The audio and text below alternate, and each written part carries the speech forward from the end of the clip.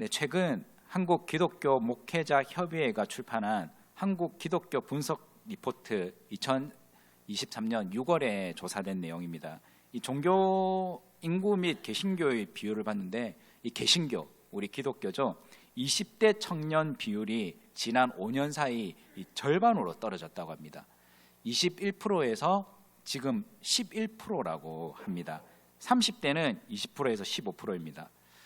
어떻게 생각되십니까? 정말 이제 믿음의 청년들이 점점점 교회를 떠나 세상 가운데 그렇게 나가고 있다는 것이죠. 오늘 이 대학 청년부 수련회가 시작됐고, 오늘 말씀이 우리 청년부에게 드리는 이 주제의 말씀입니다. 우리 청년들이 지금 앞자리에 앉아 있습니다. 항상 중3층에서 예배를 드렸는데, 오늘은 우리가 듣는 말씀이니 함께 예배 드렸으면 좋겠다. 그래서 오라고 했는데 이렇게 앞자리에 나와 있습니다. 얼마 없는 그런 11%, 그 중에서 오늘 오후 예배 시간 우리 대학 청년부 수련회 일정 가운데 이렇게 나와 있습니다. 그래서 얼마나 귀한 청년들입니까? 우리 귀한 청년들 항상 보시면은 칭찬과 격려를 부탁드립니다. 왜 안 하냐, 못 하냐, 그런 말보다는 칭찬과 격려가 필요한 우리 청년들이라는 것을 기억하시고 귀하다고 보시고 늘 언제나 아낌없이 우리 기도해 주시는 여러분 되셨으면 좋겠습니다. 우리 청년들에게 박수 좀, 격려와 박수를 해주시면 감사하겠습니다.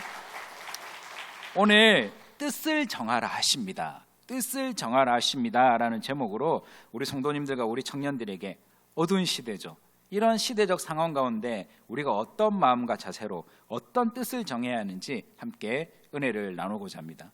첫 번째는 이 고난을 대하는 태도와 바라보는 시각이 바꿔라.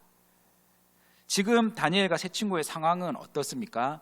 고난 그 자체입니다. 1절 말씀을 보십시오. 1절에 보시면 유다왕 여호야김이 다스린 지 3년이 되는 해라고 나와 있습니다.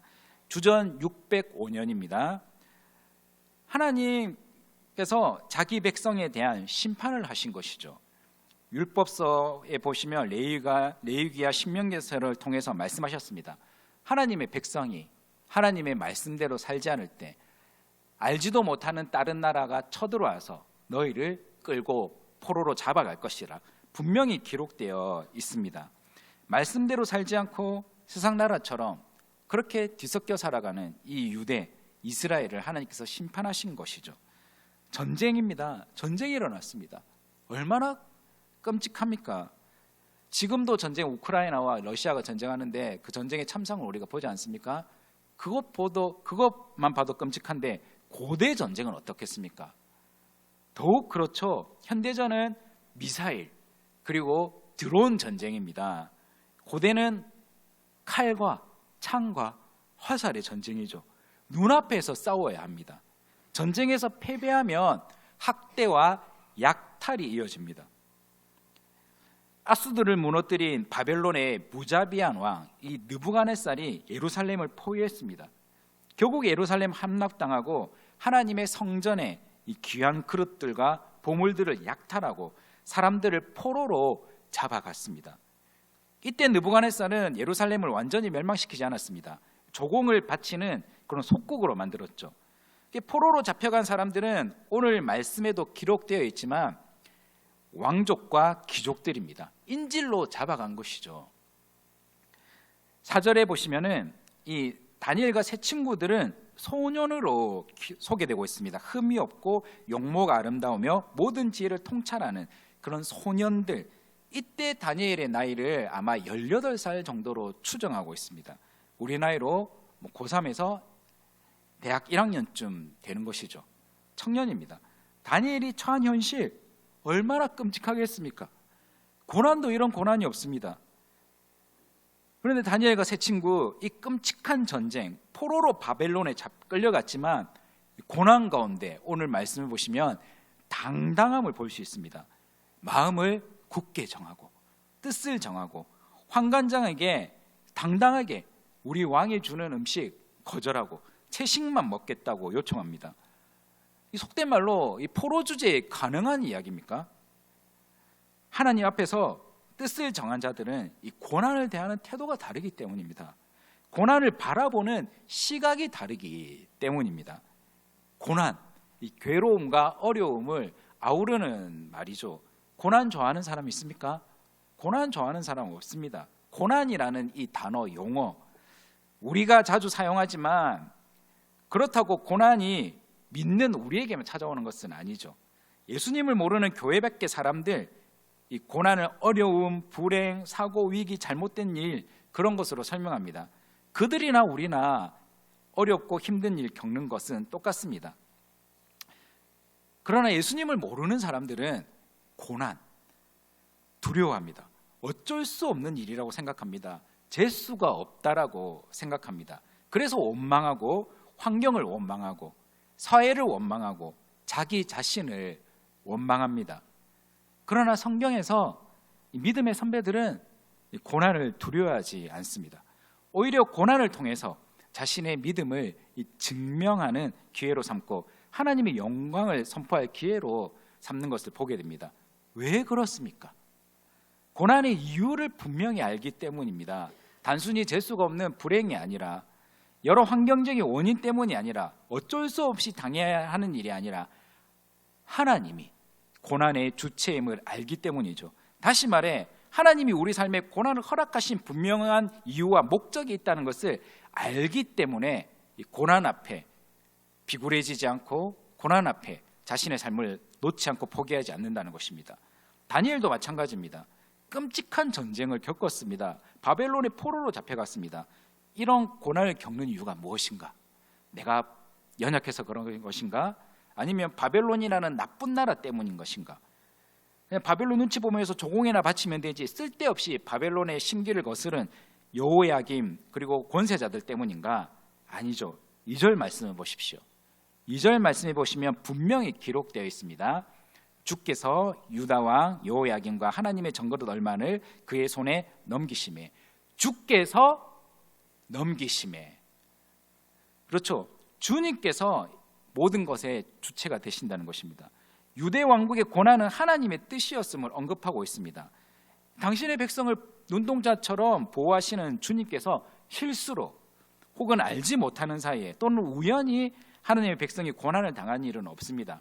느부갓네살이 지가 강하고 잘나서 예루살렘을 함락하고 성전을 약탈한 줄 알겠지만 다 하나님의 허락하심이 있기 때문인 것이죠.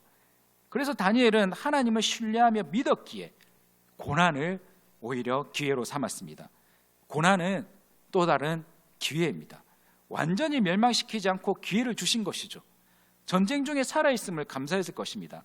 하나님이 살리셨고 포로로 잡혀오게 하셨으니 느부갓네살 왕이나 환관장의 눈치를 보지 않고 하나님 앞에서 뜻을 정할 수 있었던 것입니다.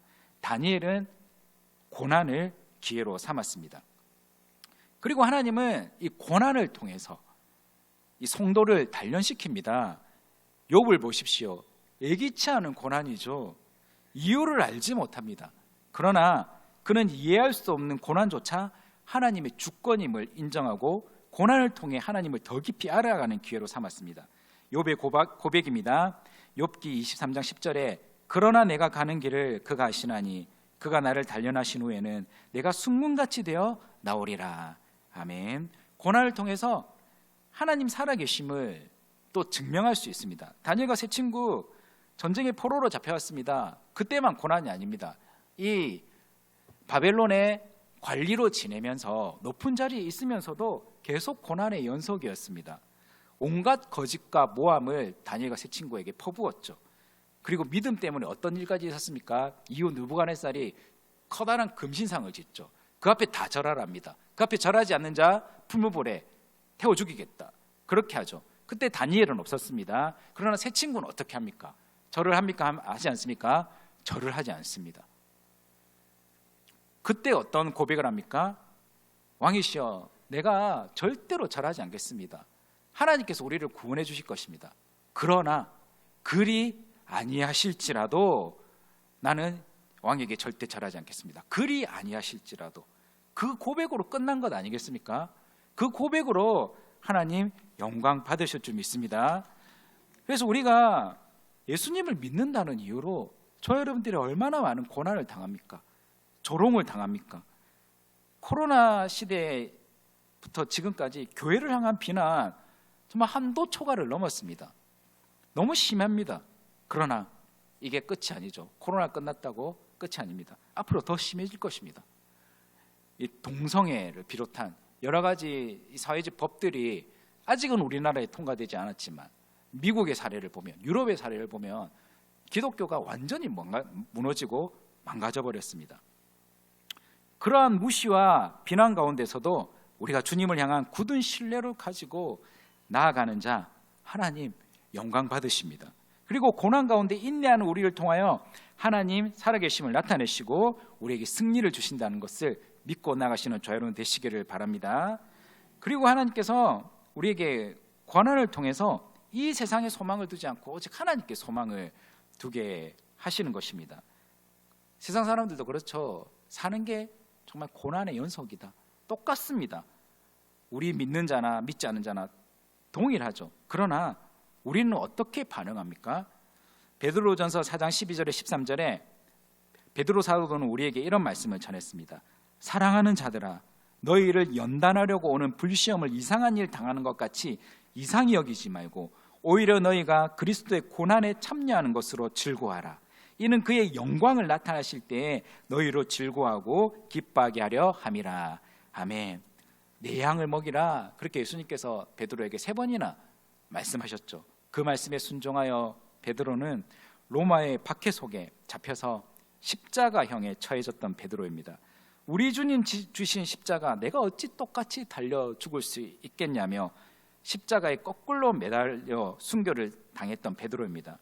이 베드로 사도는 영원한 본향, 천국에 대한 영광을 바라보았고 고난 중에 예수님의 고난을 깊이 묵상하면서 인내했기에 더 감사할 수 있었습니다. 사랑하는 여러분, 이 고난을 대하는 태도와 고난을 바라보는 우리의 시각이 달라지길 바랍니다. 고난을 통해서 하나님이 우리를 단련시키셔서 정금과 같이 단단하게 하십니다. 고난을 통해 우리를 겸손하게 하시며 거룩하게 하십니다. 그리고 고난을 통해서 앞으로 다가올 영광을 생각하게 하시고 소망하게 하십니다. 우리는 고난 많은 이 세상을 살아갑니다. 그러나 고난 많은 이 세상이 내 집, 내가 영원히 살아갈 집이 아닙니다. 내가 가야 할 본향이 있습니다. 너무 힘들고 아프고 괴로운 세상이지만 우리가 앞으로 가야 할 본향이 있기에 우리는 이 고난을 견딜 수 있는 것이죠. 우리 눈에 눈물을 닦아주시는 예수님의 위로가 있고 고통과 아픔이 없고 영원한 기쁨이 있는 내가 가야 할 본향이 있습니다. 그 영광을 지금 우리가 살아있는 날 동안 미리 누리며 고난 앞에 당당한 저 여러분 되시기를 바랍니다. 두 번째는 이 뜻을 정하여서 진정한 자유를 누려라는 것입니다. 오늘 말씀해 보시면 왕족들, 귀족들, 소년들이 포로로 잡혀왔습니다. 이 포로로 잡혀왔는데 어떤 일이 그들 앞에 벌어집니까? 아니 이게 무슨 일입니까? 노예로 팔리거나 강제 노역을 하거나 비참한 삶을 살 줄 알았는데 그렇지 않습니다. 최고의 환경에서 공부시켜줍니다. 바벨론의 그런 문화들, 역사들, 수사학, 천문학 이런 공부를 시켜줍니다. 그리고 또 어떻습니까? 매일 왕의 음식을 제공합니다. 왕이 지정한 음식, 최고의 음식이죠. 그리고 왕이 마시는 포도주를 제공합니다. 날마다 부족함 없이 제공해 줍니다. 와, 어떻습니까? 어린 그런 소년들 정말 예루살렘보다 더 좋죠. 거기에 매료된 포로들 누구에게 충성하겠습니까? 바벨론아 느부갓네살에게 충성을 맹세할 수밖에 없습니다.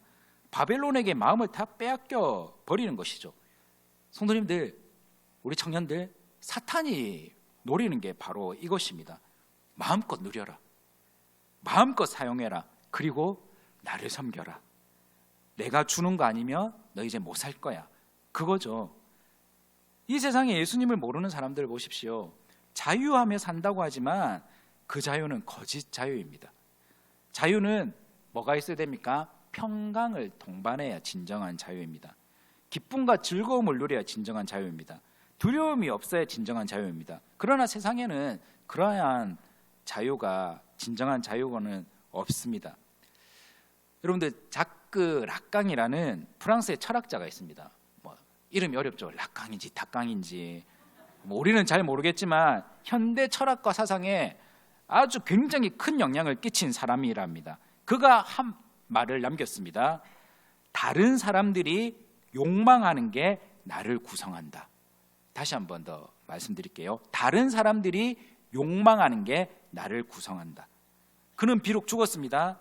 그러나 그가 남긴 말, 이 철학은 사실로 증명되고 있습니다. 오늘날 보십시오. 다른 사람들이 욕망하는 것, 그거 많이 가지고 있으면 특별할 줄 아는 것, 거기에 행복이 있고 기쁨과 즐거움이 있다고 살아가는 것, 그게 나의 삶을 구성하고 있지 않습니까? SNS가 대표적입니다. 오늘날 SNS의 발달을 보십시오. 솔직히 말해서 소통입니까? 자랑입니까? 다른 사람의 따봉, 부러움에 만족을 느끼는 것이죠. 그래서 자신이 경험하지도 않고 그런 것들을 허세로 막 여러 가지를 동원해서 올리는 것이죠. 또 다른 예를 들면 뭐 명품 그런 것들 보여주기 위해서 그런 거 들고 있으면 다른 사람의 시선을 즐기면서 자기 만족을 누립니다. 우리 어른들은 그런 경우가 없겠지만 요즘 뭐 젊은 세대들은 어떻습니까?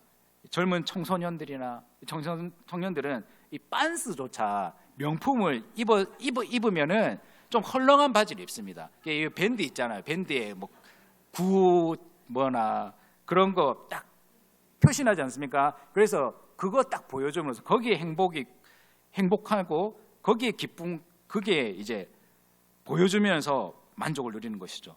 여러분들 우리 자동차 타지 않습니까? 왜 타십니까, 여러분들? 승차감으로 타죠. 옛날 말입니다. 그런데 승차감 아닙니다. 요즘에는 하차감으로 차를 탑니다. 하차감. 딱 차에 내렸을 때 다른 사람들의 시선, 그게 이제 결정하는 거죠. 하차감으로 차를 삽니다. 그게 중요합니다. 그래서 20대, 30대 우리 사회 초년생들 자기 풀 할부로 벤츠나 BMW 중고차 삽니다. 예. 그러나 중고차로 들여올 때는 괜찮은데 어떻습니까? 그게 장난이 아니죠. 맞죠? 그래서 그렇게 풀 할부로 삽니다. 그런 사람들의 마음은 어떻습니까? 우리가 돈이 있으면 좋은 차 사십시오. 타셔도 됩니다. 근데 그거를 보여주기 위해서 남에게 허세로, 그런 게 문제라는 것이죠. 잠시 보여지는 것, 곧 없어질 것에 일시적인 만족을 얻고 살아갑니다. 일시적이니까 다른 거, 더 자극적인 거, 그렇게 찾아야 하고 그걸 얻어야 합니다. 그러나 끝이 없습니다. 그래서 허무한 것이죠. 그런데 다른 사람에게 보여지는 것으로 만족을 얻으며 살아가면 진정한 나로서 행복하겠습니까? 진정한 나라는 존재로 살아갑니까? 그렇지 않습니다. 이 세상이 만들어 놓은 가치관, 삶의 방식, 경제적인 틀에 맞춰 살아갈 수밖에 없는 것이죠. 왕의 음식과 포도주를 거절했던 다니엘과 세 친구의 그게 바로 그런 모습입니다. 그러나 이 세 친구의 거절했던 말을 듣고 환관장이 우려했던 것은 무엇입니까? 10절 말씀 보십시오.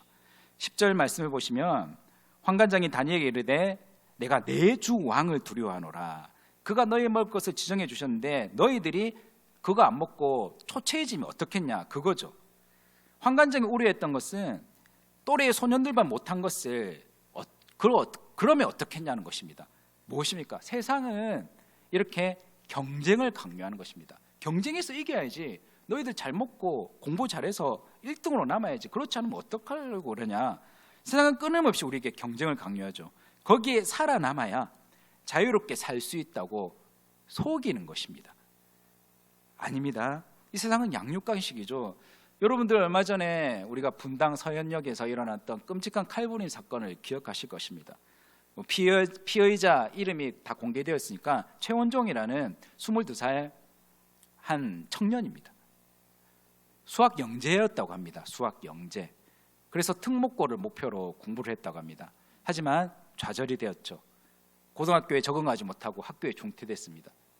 그래서 여러 가지 정신적인 착란과 그런 병에 시달렸습니다. 형은 특목고를 나오고 명문대에 나왔습니다. 얼마나 집에서 비교를 당하고 얼마나 그랬겠습니까? 이런 경쟁, 양육강식, 거기서 이 괴물이라는 사람이, 최원종이라는 괴물이 나타나게 된 것이죠. 이 사회가 지금 그렇습니다. 우리 청년들, 학생들, 우리 어른들이 만들어 놓은, 이 세상이 만들어 놓은 그런 경제적인 경쟁의 틀, 사회의 틀 가운데 가두고 괴물로 만들고 있는 것 아니겠습니까? 그러나 6절 말씀해 보십시오. 6절 말씀해 보시면 6절 말씀 우리 함께 읽어보겠습니다.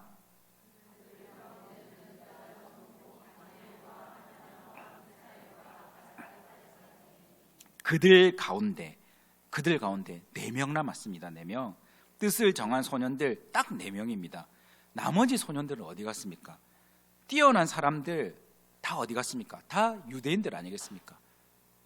다 넘어간 것입니다. 바벨론 왕궁에서 서로 경쟁하며 높은 곳에 올라서려고 다 느부갓네살에게 넘어간 것이죠. 다니엘과 세 친구는 달랐습니다. 이름이 바뀌었습니다. 5절 7절에 보시면 먼저 이름이 바뀌었죠. 다 그들의 신의 이름을 뜻하는 이름으로 바뀌었습니다. 벨드사살, 사드락, 메삭, 아벤느고 그런 이름으로 바뀌었죠. 문화적 정체성을 말살하려는 그런 전략입니다. 이러한 시련 속에 다니엘과 세 친구는 뜻을 정하고 마음을 정하였습니다. 마음의 결심을 하였다는 의미입니다. 근데 환관장은 이름을 정해줬지만 다니엘은 마음을 정한 것입니다. 우리 주변의 환경이 온통 하나님을 대적하고 우리에게 표준을 정해주고 우리를 강요하고 억압하는 환경이라 할지라도 우리가 다니엘처럼 마음을 정하면 자신을 더럽히지 않을 수 있습니다. 하나님 자녀라는 정체성을 지키며 살 수 있는 것이죠. 한번 생각해 보십시오. 일개 포로 주제에 왕이 제공한 음식과 왕이 마시던 포도주를 거절하는 요청을 환관장에 감히 할 수 있겠습니까? 환관장 어떤 사람입니까? 대단한 권력자입니다. 그 사람에게 우리는 먹지 않겠습니다, 그렇게 말할 수 없는 것이죠. 성도 여러분, 제가 10kg 감량을 했습니다. 오늘까지 날짜를 정해서 10kg 감량을 했거든요. 근데 10kg 감량하면서 박수를 안 치셔도 됩니다. 10kg 감량하면서 제가 뜻을 정했죠. 절대 이제 밀가루, 설탕, 그리고 음료수 먹지 않겠다. 근데 그거 하면서 얼마나 우리 권사님들의 눈치를 봤는지, 왜 밥 안 먹으러 오는지 임 목사, 항상 권사님들이 눈치를 주는 거 잘 알고 있습니다. 그리고 저는 다이어트를 하지만 저희 집에서 어제도 한결이 삼겹살 구워주고 김치 구워주고 저는 먹지 않았습니다. 짜장면 비벼주면서도 먹지 않았습니다. 눈치 보이는 것이죠. 이 권사님들 죄송하고 눈치 보이는데 이 다니엘과 세 친구는 어떻겠습니까? 생각을 해보십시오. 왕이 지정한 음식, 왕이 마시는 포도주 거절했다? 이거는 목숨 내는 것입니다. 그러나 왕이 주는 음식과 포도주를 거절한 것은 어떤 의미가 있습니까? 율법에서 금지된 돼지고기나 다른 종류의 것들이 있을 수 있습니다. 그럼 포도주는요?